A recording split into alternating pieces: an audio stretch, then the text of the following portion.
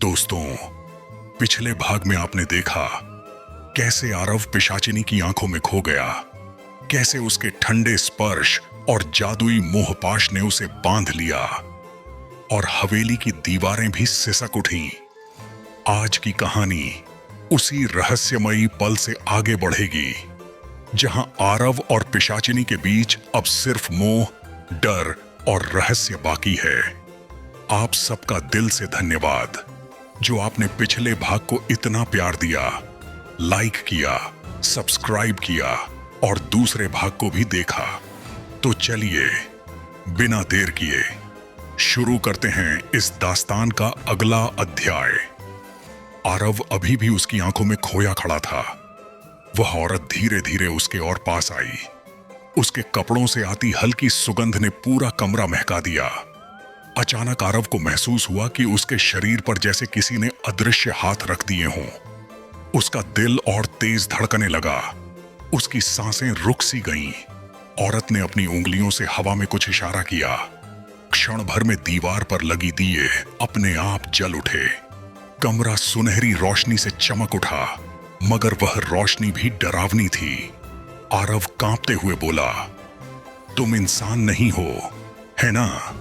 औरत ने ठंडी हंसी हंसी और बोली, इंसान?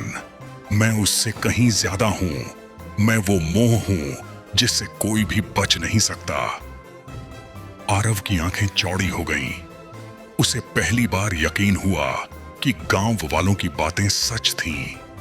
यह वही थी, पिशाचिनी। पिशाचिनी ने धीरे धीरे आरव के हाथ को छुआ। उसका स्पर्श ठंडा था, लेकिन जैसे बिजली की तरह आरव के पूरे शरीर में दौड़ गया। आरव को महसूस हुआ कि उसके विचार उसके नियंत्रण में नहीं रहे। उसकी आंखों में केवल वही औरत दिखाई दे रही थी। उसका दिमाग जैसे धीरे धीरे धुंधला हो रहा था। आरव, तुम्हारा मन अब सिर्फ मेरा है, पिशाचिनी ने फुसफुसाते हुए कहा।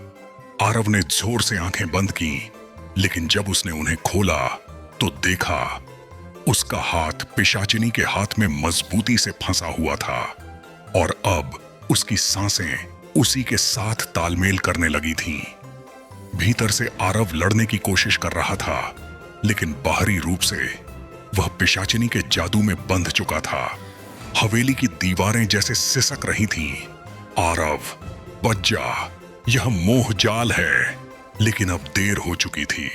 जैसे ही पिशाचिनी ने आरव को अपने मोहपाश में बांधा, हवेली में एक अजीब संगीत गूंजने लगा। यह संगीत इंसानी कानों से नहीं, बल्कि किसी प्रेतात्मा की आत्मा से निकल रहा था।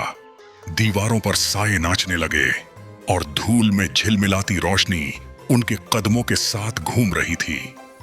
आरव के कानों में वही मधुर और डरावनी हंसी गूंज रही थी। तुम अब मेरे जाल में हो आरव। आरव ने पलकों से आंखें दबाईं। कोशिश की खुद को छुड़ाने की, लेकिन हर बार जैसे हवेली की आत्माएं उसे पीछे खींचतीं। सन्नाटा, संगीत और पिशाचिनी की आंखों का लाल जादू, सबने उसके होश को धीरे धीरे निगलना शुरू कर दिया।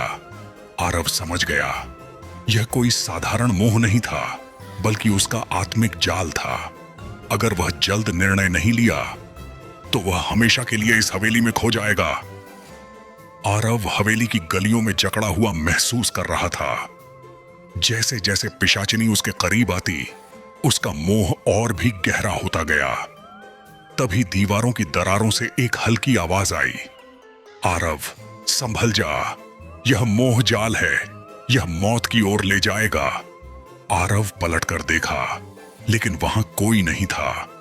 सिर्फ धुंधली परछाइयां और हवेली की टूटी फूटी दीवारें। उस आवाज ने थोड़ी हिम्मत दी। आरव ने अपने दिल से कहा, मैं इसका शिकार नहीं बनूंगा, मैं खुद को छुड़ाऊंगा। लेकिन पिशाचिनी ने उसकी नजरों में फिर से लालिमा भर दी। उसका जादू इतना मजबूत था कि आरव के विचार खुद ब खुद उसी की ओर खींचने लगे। हवेली की रात और भी डरावनी हो गई और आरव समझ गया कि यह लड़ाई अब केवल उसके साहस की नहीं, बल्कि उसकी आत्मा की भी थी। तो दोस्तों, अगर पिशाचिनी के इस मोहजाल ने आपकी रूह तक को छू लिया हो तो लाइक करना मत भूलिए, चैनल को सब्सक्राइब कीजिए और कमेंट में बताइए कि आप अगले भाग का कितना इंतजार कर रहे हैं। आपका हर लाइक और सब्सक्राइब ही हमें और भी डरावनी और दिल छू लेने वाली कहानियां सुनाने की ताकत देता है।